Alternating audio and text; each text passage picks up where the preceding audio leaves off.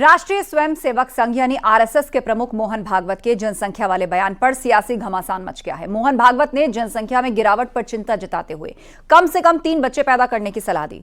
उन्होंने आधुनिक जनसंख्या विज्ञान का हवाला दिया, 2 या 3 से ज्यादा बच्चों की वकालत की। इसके बाद एआईएमआईएम के चीफ असदुद्दीन ओवैसी ने मोहन भागवत के बयान पर तंज कसा। वहीं कांग्रेस ने इसे नया एंगल दिया है।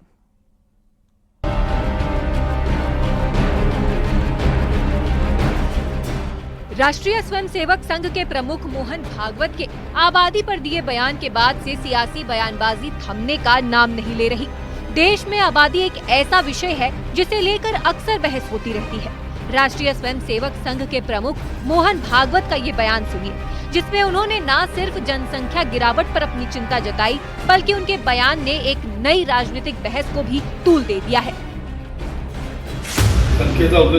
जनसंख्या कमी होते भरतीत आहे, चिंतेचा विषय आहे। याचं कारण ते शास्त्र, लोकसंख्या शास्त्र जे आधुनिक ते असं सांगतं की 2.1च्या खाली जायला लागलो तर तो समाजच नष्ट होतो, पृथ्वीच्या पाठीवर तो राहत नाही। कोणी त्याला मारेल असं नाही, तो काही नसलं संकट तरी तो समाज नष्ट होतो, पुढे चालत नाही। अनेक भाषा अशा नष्ट झाल्या, अनेक समाज असे नष्ट झाले। 2.1च्या खाली येतं का?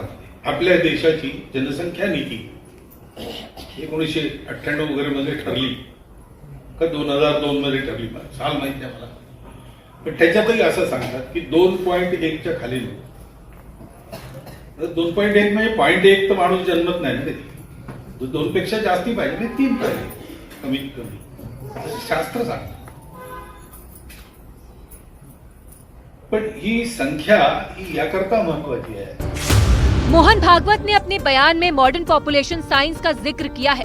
उन्होंने कहा कि जब किसी समाज की आबादी की दर 2.1 से नीचे चली जाती है तो धीरे धीरे वो समाज धरती से गायब हो जाता है। इसलिए ये समझते हैं कि आखिर हिंदू और मुस्लिम समुदाय की फर्टिलिटी रेट यानी प्रजनन दर का अतीत और वर्तमान क्या है। 1992-93 में हिंदुओं की फर्टिलिटी रेट 3.3 थी, वहीं मुस्लिमों की 4.41।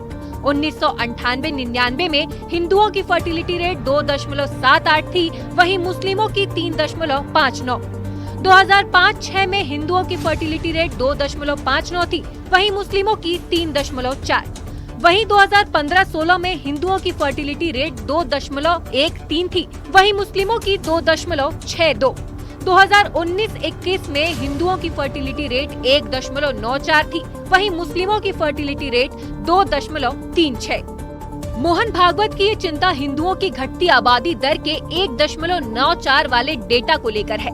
यही वजह है कि एआईएमआईएम के चीफ असदुद्दीन ओवैसी ने मोहन भागवत के बयान पर तंज कसा है, जबकि कांग्रेस नेता प्रमोद तिवारी ने नया एंगल दे दिया है। माशाल्लाह से मेरे को 6 बच्चे, मैं पहले ही बोल दे रहा हूँ, फिर वो आप लोग बोलेंगे, वो पीछे से बोलेंगे वो इसी ने ऐसा बोला, और उसके 6 बच्चे हैं। नरेंद्र मोदी के भी 6 भाई हैं, अमित शाह के भी माशाल्लाह अच्छे हैं।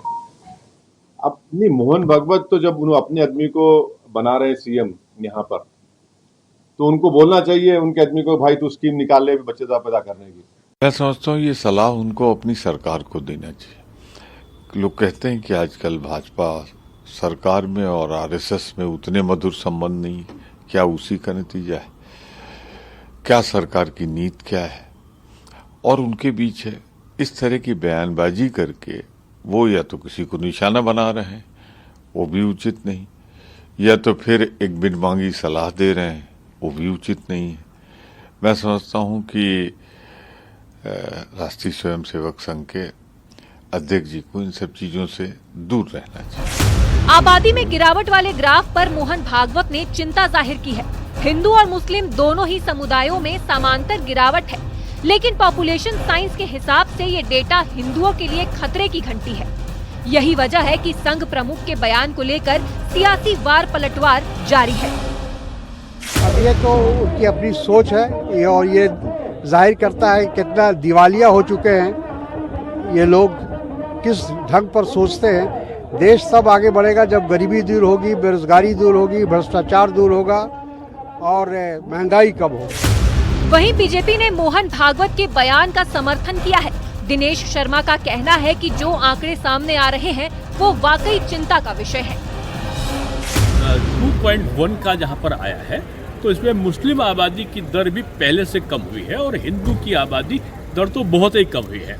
जो 3.4 हुआ करती थी हिंदू प्रजनन दर की, वो आज 1.9 के आसपास पहुंच गई है। ये चिंता का विषय है कि भारत कहीं बूढ़ा देश ना बन जाए। उन्होंने हिंदू और मुसलमान का वर्गीकरण करके नहीं, उन्होंने भारत की जो व्यवस्था है, जो विकास है, उसके संदर्भ में मैं जो समझता हूँ, हमको लगता है कि वो उनकी चिंता का विषय रहा है।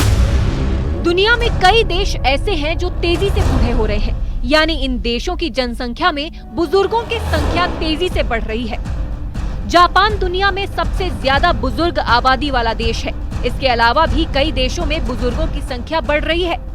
दक्षिणी यूरोप, जिसमें क्रोएशिया, ग्रीस, इटली देश शामिल है।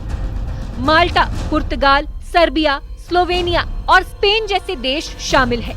इन देशों की 21% आबादी 65 साल से हो चुकी है। सरकार ने सुप्रीम कोर्ट में साफ किया है कि वो फैमिली प्लानिंग को अनिवार्य बनाने के पक्ष में नहीं है। हालांकि मोहन भागवत और आरएसएस के विचारों से ये साफ है कि वो देश में इस विषय पर चर्चा बढ़ाने और जागरूकता फैलाने की कोशिश में है। भागवत के इस बयान ने एक बार फिर से जनसंख्या असंतुलन और उसकी चुनौतियों पर गंभीर बहस छेड़ दी है। न्यूज़ 18 के लिए ब्यूरो रिपोर्ट।